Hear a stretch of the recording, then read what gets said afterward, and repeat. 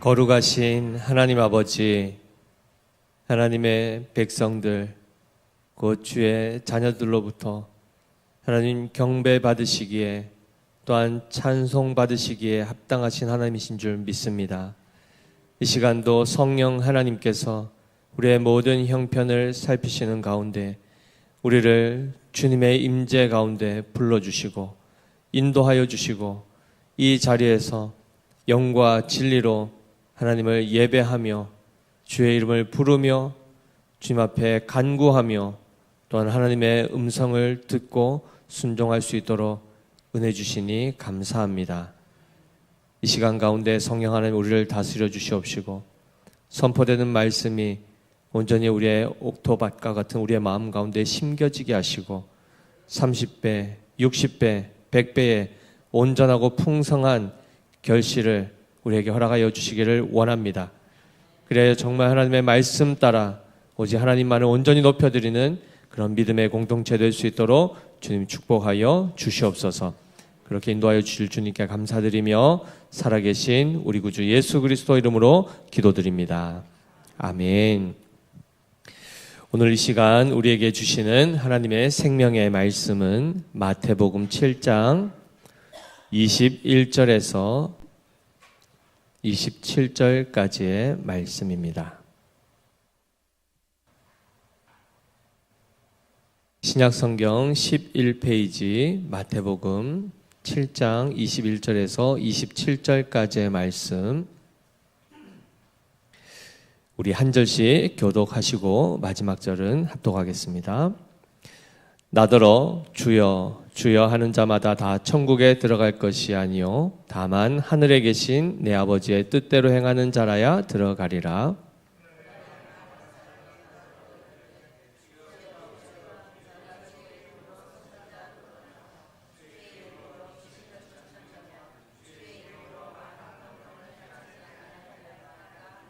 그때에 내가 그들에게 밝히 말하되 내가 너희를 도무지 알지 못하니 불법을 행하는 자들아 내게서 떠나가라 하리라.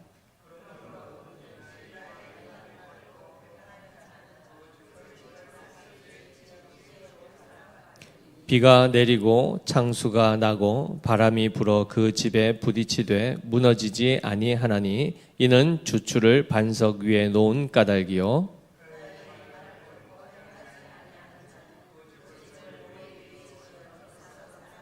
같이 읽습니다. 비가 내리고 창수가 나고 바람이 불어 그 집에 부딪힘에 무너져 그 무너짐이 심하니라. 아멘. 샬롬. 우리 앞뒤 좌우 가까이 계신 분들은 손 한번 잡아주시면서 주님의 사랑으로 사랑합니다 인사하시겠습니다. 멀리 계신 분들은 하트 이렇게 쏴주십시오. 하트 뿅뿅. 네. 감사합니다. 감사합니다. 오늘 하루 어떠셨습니까? 힘드셨어요? 네, 힘들었죠. 힘 안 들었다면 거의 집에서 쉬셨거나, 그죠? 우리 오늘 하루도 많은 또 수고함 가운데, 또 추운 날씨 가운데도 또 이렇게 하루를 잘 또 감당하시고, 또 늦은 시간이지만 이렇게 한 자리에 모여서 함께 얼굴 보고 또 할 말씀 나눌 수 있음이 얼마나 큰 은혜요, 행복인지 모르겠습니다. 아멘이시죠? 네. 오늘 이 마태복음 7장 말씀, 하나님께서 특별히 하나님의 백성들, 그들이 하나님 앞에 어떠한 마음으로 서기를 원하시는지 그 하나님의 뜻이 잘 담겨져 있는 본문입니다. 특별히 이 마태복음 7장은 5장부터 이어져 오는 산상수훈의 마지막 결론 부분입니다. 팔복을 말씀하시면서 이 모든 내용들, 가난한 자는 복이 있나니 쭉 나오죠, 그죠? 그런데 엄밀히 얘기하면 구약에 우리가 지금 계속해서 이제 예배와 관련해서 세대 통합 예배와 관련해서 주일 설교 말씀을 듣게 되는데요. 우리는 하나님의 언약 백성이다. 그리고 1차로 하나님께서 그 국가적 단위로서 처음 이스라엘 백성들과 체결한 것이 바로 모세 언약입니다. 시내산에 하나님이 강림하시죠. 그때에 모든 사람들은 와, 하나님의 음성을 들을 수 있으니까, 와, 우리가 하나님의 진짜 강림, 임재를 볼 수 있으니까 얼마나 좋을까라는 마음보다는 두려워했습니다. 그 소리 듣는 것을 굉장히 무서워하고 오히려 모세에게 당신이 가서 듣고 우리에게 전달해 주십시오 할 만큼 그들은 하나님의 그 임재 앞에 경외감으로 가득 찼었습니다. 자, 그런데 이 구약에 이 하나님이 모세를 통하여 이스라엘 백성과 언약식을 체결했던 바로 그 산, 그것이 하나의 모형이 되고 신약에 오게 되면 바로 이 마태복음 산상수훈이라는 이것을 통해서 구약의 이 모든 언약이 예표가 성취가 됩니다. 그것이 바로 예수님께서 산에서 복을 선포하시는 것이죠. 따라서 그냥 팔복이라면 이렇게 하면 복 받구나 이런 차원이 아니라 예수님께서 그 산에 강림하시는, 곧 하나님의 말씀 자체께서 그 산에 임재하시는 이 장면으로 우리는 이제 잘 이해를 해야 되는 것이죠. 그 가운데 예수님께서 하나님의 나라에 대하여 마지막에 설명을 하십니다. 천국에 대하여. 자, 그 가운데 보시면은 21절 보십시오. 나더러 주여 주여 하는 자마다 다 천국에 들어갈 것이 아니요 라고 지금 말씀하죠. 한마디로 천국에 들어갈 자와 천국에 들어가지 못할 자를 엄밀하게 극명하게 대조하여 지금 여기서 제시해주고 있습니다. 한마디로 어떤 사람은 천국에 들어갈 것이고 어떤 사람은 천국에 들어가지 못한다. 천국은 곧 하나님이 다스리시는 곳, 하나님이 계신 곳, 바로 그곳이죠. 영원히 흔들리지 않을 바로 그 나라. 그 나라에 누구는 들어갈 수 있고 누구는 들어가지 못한다라고 말씀하시는데 그 기준이 뭡니까? 그 기준이, 자, 우리가 로마서 10장 13절 말씀 혹시 기억하시는 분도 계실지 모르겠습니다. 누구든지 주의 이름을 부르는 자는 구원을 받으리라 했지 않습니까?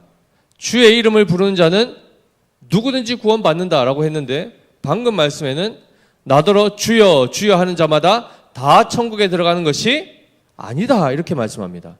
자, 로마서와 마태복음 7장 모순이 있습니까 없습니까? 모순이 돼버리죠. 뭐가 맞을까요? 그래도 예수님 하신 말씀이 맞겠지. 마태복음이 맞고 로마서는 바울이 썼으니까 이게 조금 문제가 있지 않을까 이 생각하실 수 있죠. 로마서 10장에서의 이 주의 이름을 부른다는 것은 그냥 입술로만 방금 마태복음 7장에서 예수님 말씀하신 것처럼 입으로만 그저 주여 주여 하는 그 차원의 고백이 아니죠. 마음으로 믿어 입으로 시인하는 고백입니다. 그러한 차원에서 누구든지 예수 그리스도를 마음에 믿어 입으로 예수를 시인하고 고백하는 자는 당연히 구원을 얻게 되고 그들은 천국에 들어가게 됩니다. 따라서 이 말씀은 당연히 모순이 되지 않겠죠. 그런데 오늘 본문에서는 예수님이 이렇게 말씀하시는 겁니다. 나더러 누구시죠? 예수 그리스도. 그 예수님에 대해서 사람들이 주여 주여 이렇게 하고 주님의 이름을 부르면서 어쨌든 따라다니기도 하고 함께 지내기도 하면서 예수님과 함께 이 시대를 살았습니다. 그런데 그러한 자들이 많은 가운데 어떤 자들은 천국에 들어갈 수 없다라고 얘기하시는데 그게 누가 해당이 되는가? 그리고 도대체 누구는 들어갈 수 있는가? 이 부분을 우리가 살펴볼 것입니다. 21절 후반에 보시면 다만 하늘에 계신 내 아버지의 뜻대로 행하는 자라야 들어가리라 라고 되어 있습니다. 하늘에 계신 내 아버지 성부 하나님의 그 거룩하신 뜻대로 그다음에 뭐라고 되어 있죠? 행하는 자라야 천국에 들어갈 수 있다라고 얘기하십니다. 자, 저를 보십시오. 질문하겠습니다. 이 기준에 따르면 나는 천국 갈 수 있다. 손 드십시오. 아버지의 뜻대로 나는 행할 수 있습니다. 자, 하나도 안 어겼습니까? 여기는 한 번도 어기지 않아야 됩니다. 모든 계명, 모든 뜻을 다 순종해야 들어갈 수 있다고 합니다. 자, 이 기준에 따라서 하늘에 계신 하나님 아버지의 뜻대로 행하여 천국에 들어갈 수 있는 분 손 들어 보십시오. 손 드시면 안 됩니다. 그럼 바로 율법주의자들 됩니다. 바리새인들 됩니다. 큰일 납니다. 잘 이제 우리가 배워야 되는데요. 그럼 반대로 얘기하면 하늘에 계신 내 아버지의 뜻대로 행하지 않는 자는 어떻게 된다는 거죠? 지옥 간다는 겁니다. 천국에 들어갈 수 없다는 것입니다. 한마디로 하나님 앞에 나아갈 수가 없다는 것이죠. 자, 그러면 하늘에 계신 아버지의 뜻대로 좀 행하지 못했던 적이 있어 보인다. 손 들어 보십시오. 과거 다 빼고요. 오늘 하루 하나님이 하나님의 선하신 뜻, 그 뜻에 이건 좀 어긴 것 같은데, 좀 신앙 양심이 좀 꺼려지는 일이 있는 것 같은데, 손 한번 들어보십시오. 예, 저 양손 들고 막 만세 부르는 분도 계십니다. 정직하십니다. 우린 다 우리의 의를 가지고는 천국에 들어갈 수가 없습니다. 혹여나 저 사람들은 다 아니야. 나는 갈 수 있습니다. 베드로 되는 겁니다. 바로 조금 있으면 어떻게 되죠? 사탄아 물러가라 되는 겁니다. 우리는 우리의 의를 가지고 우리의 의지와 우리의 감정, 이성을 가지고 하나님의 뜻을 다 바르게 깨닫고 그것을 감동하여 우리의 힘을 가지고 그것을 지킬 수 있는 사람이 아무도 없습니다. 자, 그런데 22절 보십시오. 그날에 여기서 이 그날이 뭐죠? 네, 맞습니다. 하나님의 그 마지막 그 구원과 심판이 이루어지는 바로 그날입니다. 그날에 어떻게 된답니까? 많은 사람이 나더러 이르되 주여 주여 부른다는 것이요. 예수님께서 재림하여 심판주로 오실 때 그 주님의 이름을 부르는 자들은 뭐 해달라는 걸까요? 예, 그렇죠. 나를 심판에 이르지 아니하고 나는 구원해 주셔야 됩니다. 나는 하나님 뜻대로 다 살았고 나는 율법 다 지켰습니다. 나는 흠이 없습니다. 나는 당연히 구원해 주셔야죠 하고 주님 앞에 부르짖는 겁니다. 그리고 그들이 이야기했던 하늘에 계신 아버지의 뜻대로 행했다라는 것을 그들은 뭘로 이해했냐면 어떤 사람들이 등장합니까? 주여 주여 우리가 주의 이름으로 무엇을 했습니까? 선지자 노릇하며 주의 이름으로 귀신을 쫓아내며 주의 이름으로 많은 권능을 행하지 아니하였나이까 하리니. 자, 이들이 다 주의 이름을 불렀던 자들인데 주의 이름으로 선지자의 사역을 했습니다. 하나님의 말씀을 선포했다는 것이죠. 주의 이름으로 뭘 했죠? 귀신을 쫓아냈습니다. 마지막으로 주의 이름으로 많은 권능을 행했다라고 얘기합니다. 자, 오늘날 같으면 말씀 사역하며 귀신 축기 사역도 하고 그 다음에 막 은사 집회하고 사역하는 이런 목사님들 보면 어떤 생각이 드세요? 대번에 신령하다 이런 생각 드시죠? 그런데 실제로 정말 성령으로 충만한 분도 있습니다. 그런데 아까 말씀드렸죠. 그 모든 사람들이 다 들어간답니까? 못 들어갈 수 있다고 얘기하십니다. 도대체 왜? 분명히 그들이 자기 이름으로도 아니고 누구의 이름으로 했죠? 주의 이름으로 선지자 노릇 귀신 쫓아내고 권능을 행했습니다. 엄청난 역사들을 일으킨 겁니다. 주의 이름으로. 그리고 나서 재림하신 예수님 앞에서 어떻게 했죠? 그거 알아달라고 하는 겁니다. 주님, 제가 이거 했습니다. 그리고 주님의 이름으로 했습니다. 구원해 주십시오. 천국 들어가게 해 주십시오. 이겁니다. 그때 예수님이 뭐라고 하시죠? 23절 말씀 같이 읽어볼까요? 시작. 그때에 내가 그들에게 밝히 말하되 내가 너희를 도무지 알지 못하니 불법을 행하는 자들아 내게서 떠나가라 하리라 라고 되어 있습니다. 이상하죠? 주의 이름으로 하나님의 말씀을 선포하고 주의 이름으로 귀신을 쫓아내고 주의 이름으로 많은 권능을 행했는데 그것을 딱 두 글자로 뭐라고 규정하셨죠? 불법이라고 그랬습니다. 불법. 그리고 불법을 행했다라고 하며 더 중요한 것이 뭐냐면 예수님이 그들을 모른다라고 하십니다. 난 도대체 너희가 누군지를 모르겠다. 한마디로 관계가 없이 예수님과 아무런 인격적 관계 없이 그저 뭘 한 겁니까? 기능적으로만 어떤 종교적인 행위들을 한 것입니다. 위대해 보이는 일들을 한 것입니다.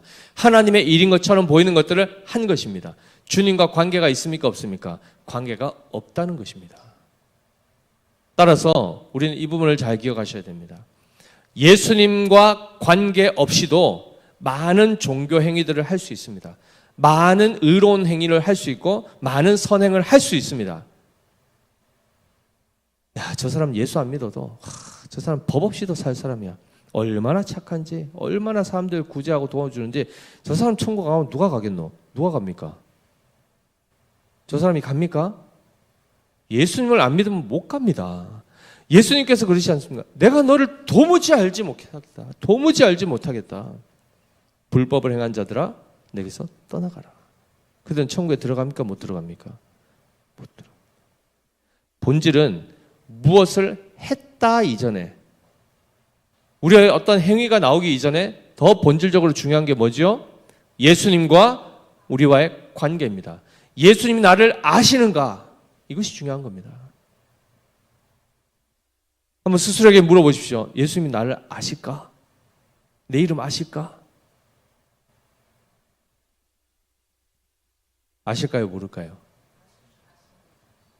이랬는데 갑자기 주님 오신 날 제 이름 아시지 않을까? 누구고? 이래 되면 어떻게 하죠? 우리는 우리의 진심만 있으면 다 되는 줄 압니다. 하나님 앞에 죄를 범했을 때도 그저 하나님 앞에 잘못했습니다 하면 끝나는 줄 압니다. 상대방에게, 즉 하나님 앞에 대적하고 하나님의 그 법을 어겼던 이 모든 그 가해의 일들을 그저 미안합니다 하면 끝나는 정도로 생각한다는 거죠. 상대가 당연히 용서해 줄 거라 생각합니다. 물론 하나님은 자복하는 심령, 회개하는 심령을 불쌍히 여기시고 하나님은 용서해 주시죠. 그러나 하나님이 용서 안 해주신다 하여서 우리가 거기에 대해서 불만을 품을 수 있습니까? 운전하시다가 교통사고, 만약에 접촉사고 나면 쌍방 과실이 아니고 철저하게 100% 우리 과실이면 어떻게 해야 됩니까? 아무도 없지? 씩 가시면 됩니까? 큰일 납니다. 뺑소니 하시면 안 되죠. 어떻게 해야 되죠? 차주를 만나서 정말 미안하다고, 제가 실수를 했다고, 미안하다고. 그럼 끝나는 겁니까? 그럼 상대가 무조건 용서해 줘야 되는 겁니까? 아니죠. 그 또한 물론 호의를 가지고 괜찮습니다. 다시는 없습니까? 하면서 용서해 줄 수 있지만 이 들어간 범퍼, 깨진 범퍼 어떻게 할 겁니까? 배상을 해야죠. 해야죠. 우리는 너무나도 쉽게 하나님 앞에서의 범죄, 우리의 어떤 잘못된 과오 이런 것들을 그냥 잘못했습니다 하고 그냥 끝내는 식으로도 이해하기도 하고, 우리가 어떤 선을 행한 일들을 가지고 하나님 앞에 잘했지요 하면서 이거 가지고 자꾸만 하나님 앞에 뭔가를 요구하는 이런 형태로 우리가 가기도 한다는 것입니다.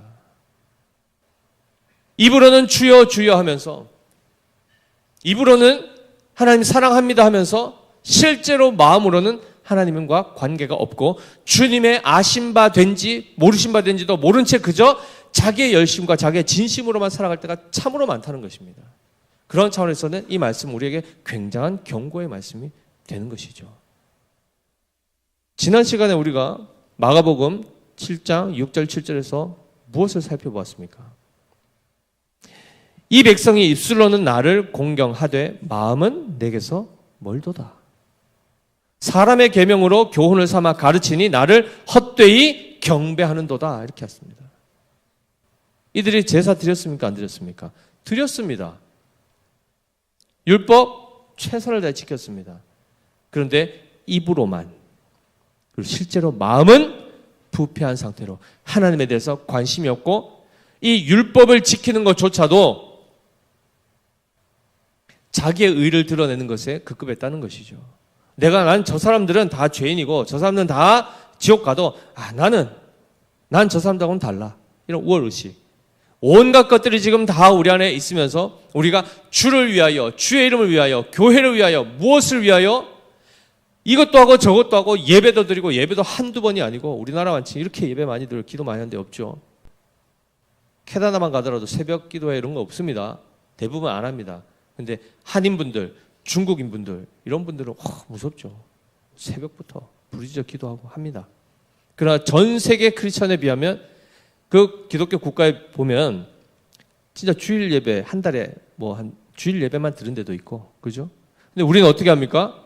주일 1부 예배, 2부 예배, 오후 예배, 저녁 예배도 드린 데도 있고, 새벽 기도회 5번, 수요 기도회, 금요 기도회, 그리고 개인 경건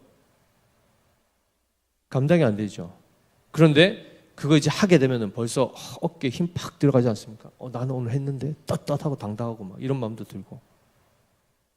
우리는 주의 이름으로 주를 위한다는 이 명분을 가지고 실제로 무엇을 하고 있는가를 보셔야 됩니다. 내가 이걸 왜 하고 있는지를 잘 살피셔야 됩니다. 예수님을 알고 예수님을 사랑하기 때문에 하시는 건지, 아니면 어쩔 수 없어서 눈치 때문에, 혹여나 이거 안 하면 지옥 갈까 봐 그냥 이 수준에서 하시는지, 정말 주님을 사랑하는가? 주님 입장에서 얼마나, 예수님 입장에서는 제일 우리에게 원하시는 게 뭘까요? 우리의 중심입니다. 우리의 마음. 우리의 마음이 정말 주님을 사랑하는가? 그 은혜를 사모하는가? 한 말씀 한 말씀 선포되는 그 말씀에 정말 귀를 기울이고 나의 생각을 고치시고 나를 온전케 하시는 그 생명의 말씀을 붙들기를 정말 사모하는가? 그것을 보신다는 겁니다. 그것 없이 365일 비바람을 헤치고 눈보라를 헤치고 뜨거운 태양빛을 헤치면서 새벽을 깨우고 밤에 이슬을 맞아가면서 헌신하더라도 예수님이 뭐라고 하신다고요? 내가 너를 도무지 알지 못하겠노라. 굉장히 무서운 말씀입니다. 따라서 하늘에 계신 내 아버지의 뜻대로 행하는 자라는 기준을 들이대면 우리 다 지옥 가야 됩니다. 그렇지 않겠습니까? 다 행하셨습니까? 미워하지 말라. 늘 사랑이 넘치십니까? 누가 나 조금만 이렇게 속 건들면 벌써 부글부글 하시지 않습니까? 꿀떡 삼키고 나서 쏟아내지는 않았지만 이것 가지고도 야, 이게 어디야? 내가 그래도 많이 바뀌었다. 그래도 많이 성화된 것 같다. 근데 마음에는요, 이거 그대로 있으시지 않습니까? 어떻게 하실 겁니까? 이것 가지고는, 우리의 의를 가지고는 하나님 앞에 나아갈 수도 없고, 예수님 믿고 난 이후에도 마찬가지입니다. 난 그래도 예배 드렸으니까. 그래서요. 마음 없이 예배 드릴 수 있다니까요. 말라기에서 뭐라고 합니까? 하나님께서 이스라엘 백성에게 차라리 성전문 닫아라. 이런 식으로 나에게 예물을 드리고 흠없는 것, 귀한 것은 자기가 자기 것으로 취하고 병든 것, 저는 것, 흠 있는 것, 그 당시에 왕에게만 갖다 바쳐도 불경죄로 처벌받을 것을 하나님 앞에 가져와 놓고는 제사 드렸지 않습니까? 헌물 드렸지 않습니까? 이러고 있으면서 복 달라고 하는 이 이스라엘 백성에 대해서 차라리 문 닫아라. 이렇게 선고하셨습니다. 하나님 앞에 무엇인가를 드릴 때 아까워서 주머니에 손이 들어가면 이게 손이 안 나오는 거죠. 뭘 드리려고 그러면 드릴 수가 없는 이런 상태. 이런 부분들에 있어서 우리는 진실로 정말 하나님의 한 말씀 한 말씀을, 그리고 정말 그 존재 자체를 우리가 사랑하고 경외하는가 돌아보셔야 됩니다.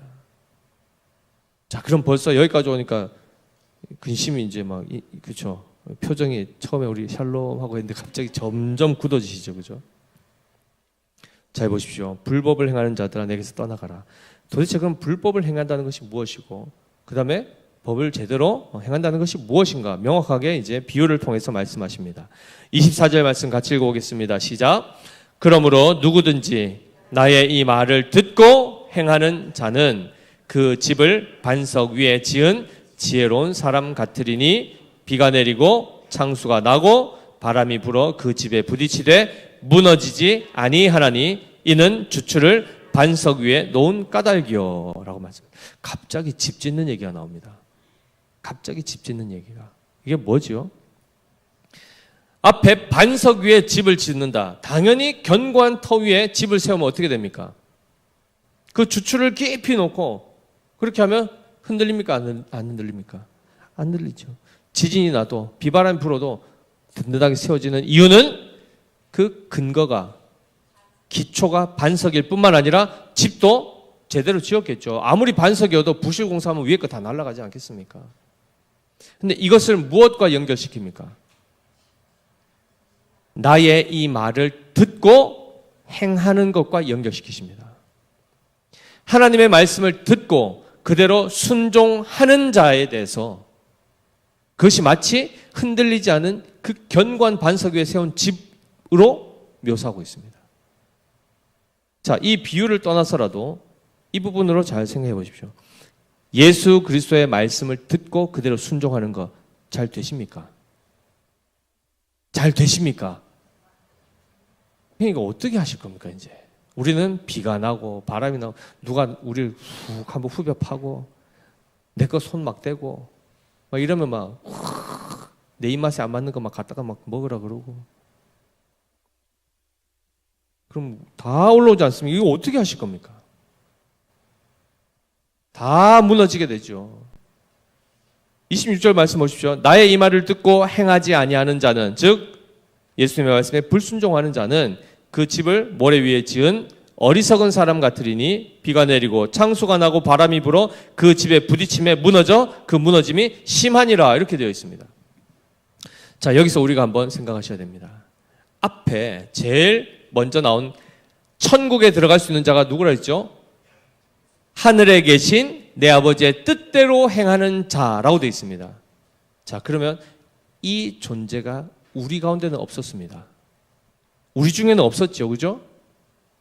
누가 이 일을 행하셨는가를 보셔야 됩니다. 요한복음 4장 34절에 이렇게 되어 있습니다. 잘 들어보십시오. 예수께서 이르시되 나의 양식은 나를 보내신 이의 뜻을 행하며 그의 일을 온전히 이루는 이것이니라 라고 되어 있습니다. 나의 양식, 즉 예수님의 존재의 이유 무엇이라고요? 나를 보내신 이의 뜻을 행한다 라고 되어 있고 그의 일을 온전히 이루는 것이다 라고 말씀하십니다. 요한복음 5장 30절 말씀에 내가 아무것도 스스로 할 수 없노라 듣는 대로 심판하노니 나는 나의 뜻대로 하려 하지 않고 나를 보내신 이의 뜻대로 하려 함으로 내 심판은 의로우니라 이렇게 말씀하십니다. 이어서 요한복음 6장 38절입니다. 내가 하늘에서 내려온 것은 내 뜻을 행하려 함이 아니요 나를 보내신 이의 뜻을 행하려 함이니라. 누가복음 22장 42절 이르시되 아버지여 만일 아버지의 뜻이거든 이 잔을 내게서 옮기시옵소서. 그러나 내 원대로 마시옵고 아버지의 원대로 되기를 원하나이다 하시니 라고 되어 있습니다. 갈라디아서 1장 4절 말씀 그리스도께서 하나님 곧 우리 아버지의 뜻을 따라 이 악한 세대에서 우리를 건지시려고 우리 죄를 대속하기 위하여 자기 몸을 주셨으니 라고 되어 있습니다.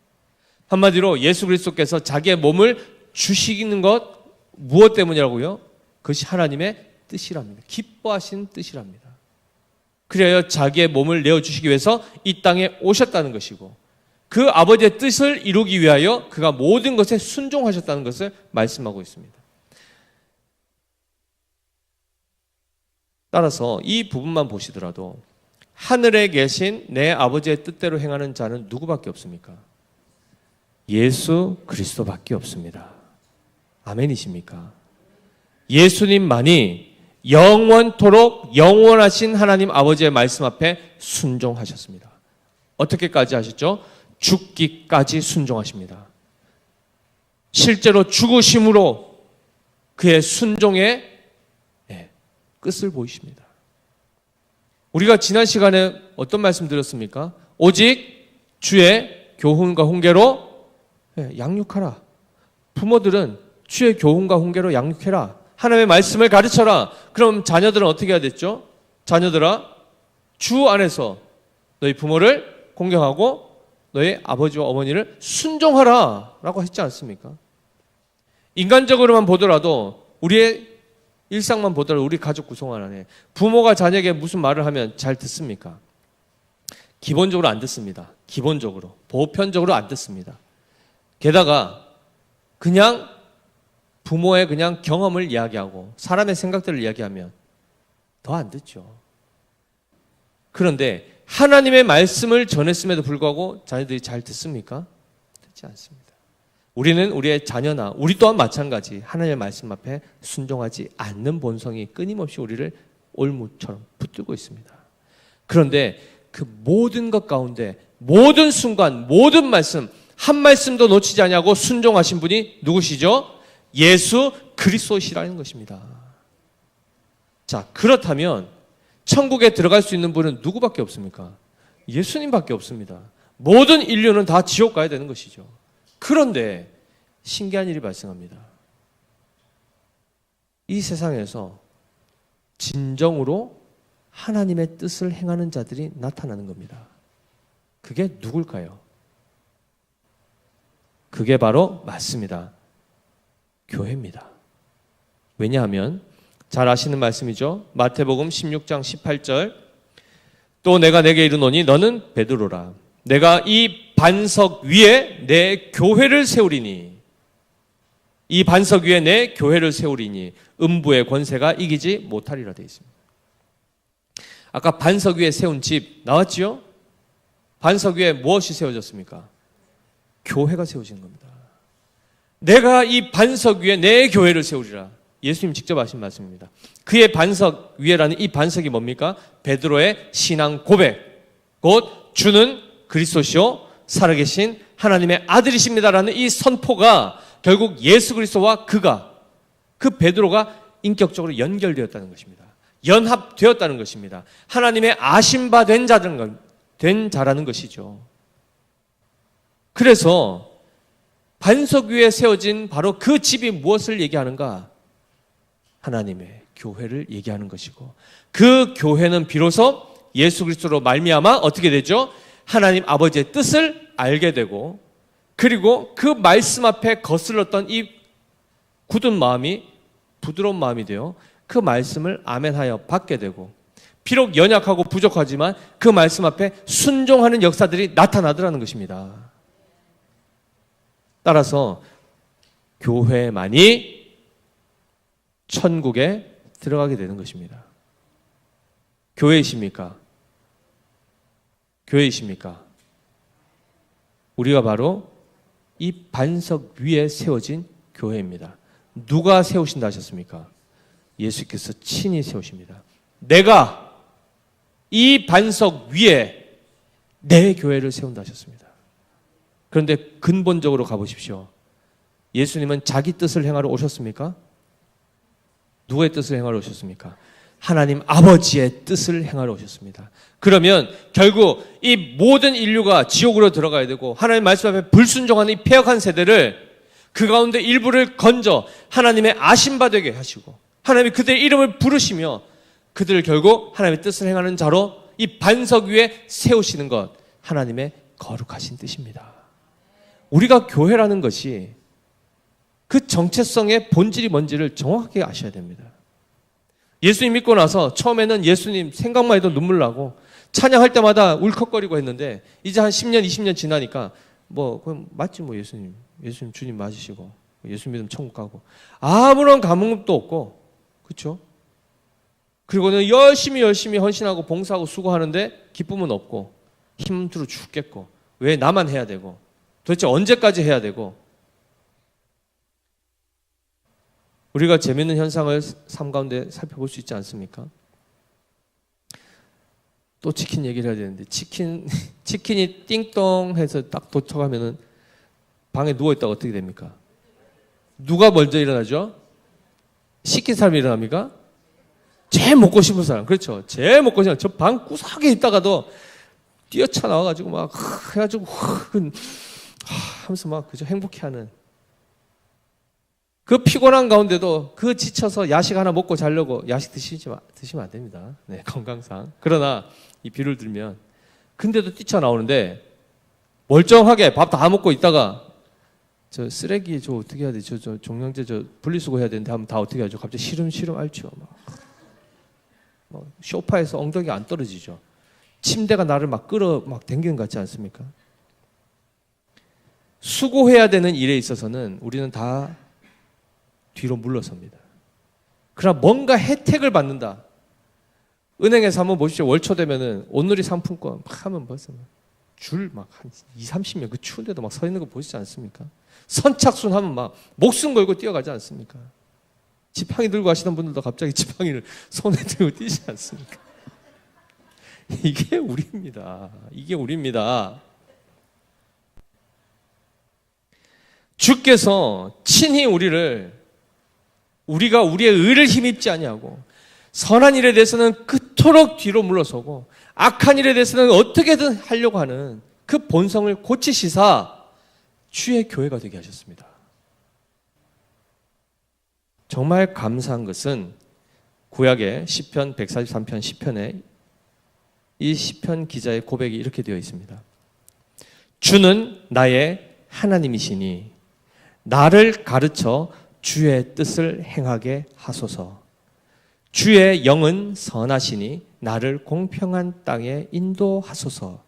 이게 무슨 말입니까? 내가 주의 뜻을 행할 수 있도록 도와달라고 기도하는 것입니다. 내가 이렇게 했으니까 하나님 나 구원해 주십시오. 이게 아니라 그렇게 할 수 있도록 나를 가르쳐 주셔서 주의 뜻을 행하게 도와주시옵소서 기도하지요. 히브리서 13장 21절에는 이렇게 되어 있습니다. 모든 선한 일에 너희를 온전하게 하사 자기 뜻을 행하게 하시고 그 앞에 즐거운 것을 예수 그리스도로 말미암아 우리 가운데서 이루시기를 원하노라. 영광이 그에게 세세 무궁토록 있을지어다. 아멘. 이렇게 되어 있습니다. 구약의 성도나 신약의 성도가 다 주의 말씀, 그 율법과 규례들을 지켜 행하기를 원하나 스스로는 할 수가 없는 그 한계를 깨달은 것, 이것이 굉장히 중요합니다. 나는 할 수 있습니다. 아직도 멀었습니다. 뭘 할 수 있습니까? 우리는 절대 의를 행할 수가 없는 자들 아닙니까? 해봤자 잠깐씩 어쩌다 하는 것이지 온전히 행할 수가 없는 자들 아닙니까? 그것을 일단은 깨닫고 나면 간구할 수밖에 없습니다. 주여, 하나님의 말씀대로 살아갈 수 있도록 도와주십시오. 기도하게 되죠. 자, 그럴 때 에스겔서 11장 19절 20절 말씀, 이 말씀을 우리 같이 한번 읽어볼까요? 천천히 읽어보겠습니다. 시작. 내가 그들에게 한 마음을 주고 그 속에 새 영을 주며 그 몸에서 돌 같은 마음을 제거하고 살처럼 부드러운 마음을 주어 내 율례를 따르며 내 규례를 지켜 행하게 하리니 그들은 내 백성이 되고 나는 그들의 하나님이 되리라. 아멘. 마지막 구절 보십시오. 그들은 내 백성이 되고 나는 그들의 하나님이 되리라. 이게 뭡니까? 언약입니다. 언약. 구약에서부터 절절히 신약에 이르기까지 끊임없이 하나님의 그 기뻐하시는 뜻 뭐죠? 그들을 내 백성 삼고 내가 그들의 하나님이 될 것이다. 그리고 더 나아가서 어떻게 하십니까? 그들이 하나님의 백성답게 살아갈 수 있도록 그들의 체질을 바꾸십니다. 어떻게 해요? 굳은 마음을 제하시죠. 어떻게 굳은 마음이라고 표현하고 있습니까? 돌같이 굳은 마음입니다. 돌같이 굳은 마음입니다. 그 마음을 제거하시고 살처럼 부드러운 그 마음을 주신다는 것이죠. 그리하여 그 마음이 부어지자 어떻게 됩니까? 하나님의 규례를 지켜 행하게 되더라는 것입니다. 사랑하는 성도 여러분, 하늘에 계신 내 아버지의 뜻대로 행하는 자, 우리가 우리 힘으로 하나님의 뜻을 발견하고 그걸 지켜보려고 애쓰라는 얘기가 아닙니다. 그것을 온전히 지켜내신 예수 그리스도 안에 거하라는 것입니다. 그분을 붙들라는 것입니다. 그리고 그분께 간구하는 것입니다. 하나님의 영을 부어주십시오. 하나님의 영으로 충만케 되게 하여 주시옵소서. 그리하여 내가 하나님의 말씀대로 순종할 수 있는 그 은혜를 힘입어 순종의 자녀가 되게 하여 주시옵소서. 기도하는 것입니다. 이것이 바로 반석 위에 세워진 주님의 교회의 모습인 것입니다. 마지막으로 마태복음 12장 50절에 이런 말씀이 있습니다. 누구든지 하늘에 계신 내 아버지의 뜻대로 하는 자가 내 형제요 자매요 어머니이니라 하시더라 입니다. 예수님께서 아버지의 뜻대로 행하는 자들을 자기의 형제 삼으시고 자매 삼으시고 가족으로 삼으십니다. 그들을 누구라고요? 그들이 교회입니다. 지금 왼편에 계신 분들만 하나님 말씀대로 행하고 이분들은 그렇게 안 행하고 이래 되면 예수님 뭐라고 하실까요? 여기 이름 다 부르시겠죠. 이세희, 유현주 뭐 쭉 부르시죠. 난 너를 안다. 뭐 할렐루야죠. 도무지 알지 못하겠노라. 되겠습니까?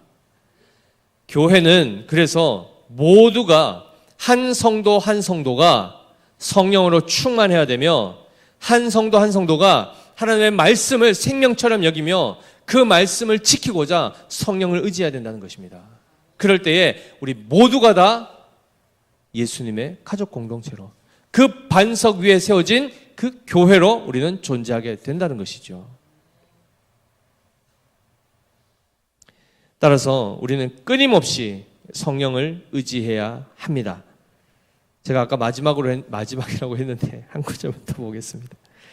제가 밑에 부분을 깜빡하고 못 봤는데요.